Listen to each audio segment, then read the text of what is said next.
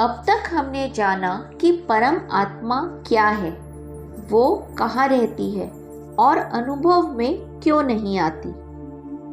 उसके बाद हमने जाना कि सत्य को यानी आत्मा को जानने की इच्छा क्यों नहीं जगती। उसके बाद हमने सीखा कि अगर सत्य को जानने की इच्छा जग भी जाए तो उसमें निष्ठा बनी रहना कितना आवश्यक है। फिर हमने जाना कि किसके अभाव में हम कभी परमानंद को प्राप्त नहीं कर सकते। उसके बाद हमने सीखा कि परमात्मा में दृढ़ निष्ठा कब होगी। आगे जाना कि आचार्यों ने मन को शुद्ध करने के कौन कौन से उपाय बताए हैं। फिर हमें सर्वोत्तम साधन का ज्ञान मिला जो हमारे मन को शुद्ध करने का सर्वोच्चतम उपाय है। फिर हमने मन को शुद्ध करने के उन उपायों पर चिंतन करने का संकल्प किया जो प्रभु ने गीता में बतलाया है। अब आगे श्लोक संख्या 11। राग द्वेषादयः कामः क्रोधः लोभादयोऽपि च अहंकारस्तथा स्वार्थो विविधा मनसो मलः।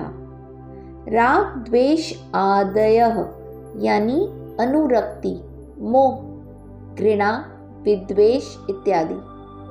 कामः इच्छा, क्रोध, लोभ आदयः अपि, क्रोध, लालच इत्यादि भी। अहंकारः तथा स्वार्थः यानी अहमन्यता एवं स्वार्थपरता। विविधा अनेक।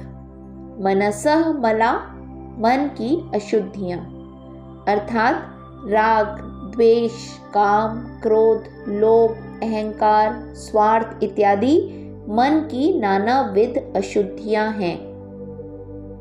इस श्लोक में मन की कुछ ही अशुद्धियाँ बताई गई हैं।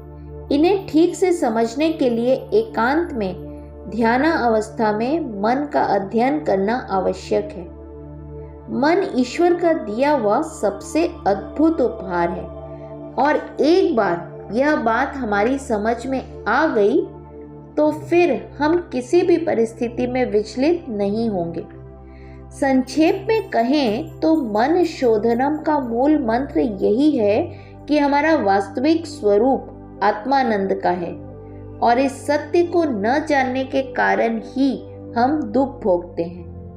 वेदांत का अध्ययन करने से हमारा अज्ञान दूर हो जाता है और हम अपना असली स्वभाव जान जाते हैं। किंतु इस सत्य को समझ लेने के बाद भी हम उसमें नहीं जीते क्योंकि हमारे मन में फिर भी कुछ वासनाएं शेष रह जाती हैं और हम झूठे तादाद में और राग की स्थितियों से मुक्त नहीं होते।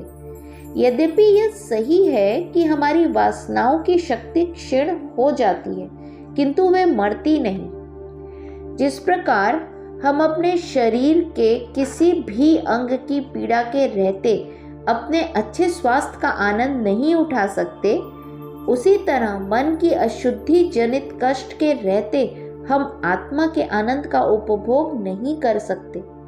जब शारीरिक कष्ट दूर हो जाता है तो हम पुनः हल्के फुल्के स्फूर्त नजर आते हैं, महसूस करते हैं। उसी प्रकार मन की अशुद्धियों के दूर होने पर हम आनंद का अनुभव करते हैं। मन को शुद्ध करने के अनेक उपाय शास्त्रों में बताए गए हैं किंतु उन सब में ज्ञान का उपाय ही सर्वश्रेष्ठ माना जाता है। अब हम इस ज्ञान मार्ग पर बारीकी से विचार करेंगे। एक अन्य महत्वपूर्ण प्रश्न ये भी है कि किन स्थितियों अथवा परिस्थितियों में मन की ये अशुद्धियां क्रियाशील रहती हैं। श्लोक संख्या 12। एते सर्वे ही दृश्यन्ते चित्ते चलति जागृति प्रलीनं च यदा चित्तम नैतेषां दृश्यते गतिः। एते सर्वे यानी ये सब ही सचमुच, दृश्यन्ते देखे जाते हैं, चित्ते चलती यानी जब मन गतिशील रहता है, जागृति यानी जागृत अवस्था में, प्रलीनम च यानी और विलीन हो जाता है, यदा जब, चित्तम मन, न एतेषाम इनमें से नहीं, दृश्यते गति ही गतिशीलता देखी जाती है। अर्थात ये सारी अशुद्धियां तभी दृष्टिगोचर होती हैं जब मन जागृतावस्था में होता है। जब मन सुषुप्ति इत्यादि में लीन रहता है तब उनका परिणाम नहीं दिखाई देता।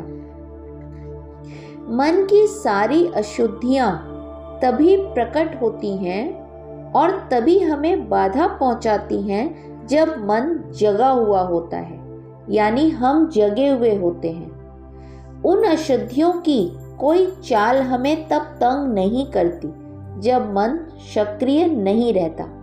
जैसे हम गहरी निद्रा में अगर सो रहे हों या ध्यान समाधि में हों, तब हमें मन का होना न होने का कोई भान ही नहीं होता और उस समय मन की कोई भी अशुद्धि, क्रोध, लोभ, लालच हमें कुछ भी नहीं सताते हैं। आत्मबोध में आदि शंकराचार्य जी कहते हैं कि राग, इच्छा, सुख और दुख आदि की विद्यमानता तभी देखी जा सकती है जब मन और बुद्धि सक्रिय हो। अतः ये वृत्तियां मन की हैं, ना कि आत्मा की। हमारी समझ के अनुसार चित्त की ये सारी अशुद्धियां और उनके परिणाम सब कुछ वास्तविक हैं, परंतु सच पूछा जाए तो हम इनसे सर्वथा मुक्त हैं, क्योंकि हम तो आत्मा हैं। उनकी सत्ता उतने ही समय तक के लिए है जब मन क्रियाशील रहता है, यानी जब हम जागृत अवस्था में रहते हैं। इसका आशय ये नहीं है कि हमारे पास ऐसा मन होना चाहिए जो जड़ हो या निष्क्रिय हो या वह सतत निद्रावस्था में ही रहे। यह बिल्कुल असंभव है और यदि हम वैसा देखना भी चाहें तब भी ऐसा होना असंभव है।